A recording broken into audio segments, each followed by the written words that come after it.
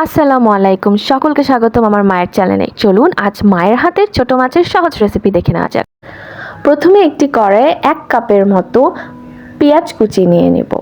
এরপর আমরা নেব 5 থেকে 6টি কাঁচামরিচ, 1 চা চামচ জিরা বাটা, 1 চা চামচ রসুন বাটা, 1 চা চামচ হলুদের গুঁড়ো, 1 চা চামচ মরিচের গুঁড়ো এবং স্বাদ মতো লবণ।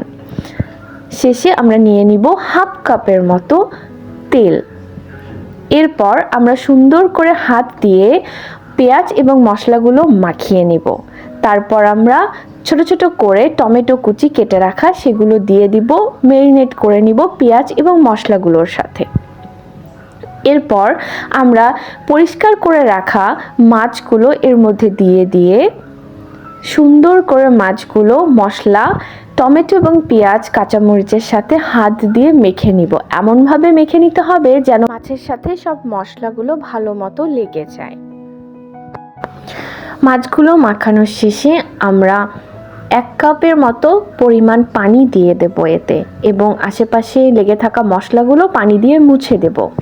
এরপর আমরা ঢাকনা দিয়ে ঢেকে দিব এবং 10 মিনিট পর ঢাকনা খুললে আমাদের মজাদার রেসিপি রেডি। ধোঁয়া ওঠা গরম ভাতের সাথে গরম ছোট মাছ টমেটো দিয়ে অসাধারণ মজা। মায়ের হাতের সহজ ও মজাদার রেসিপি পেতে লাইক অ্যান্ড সাবস্ক্রাইব।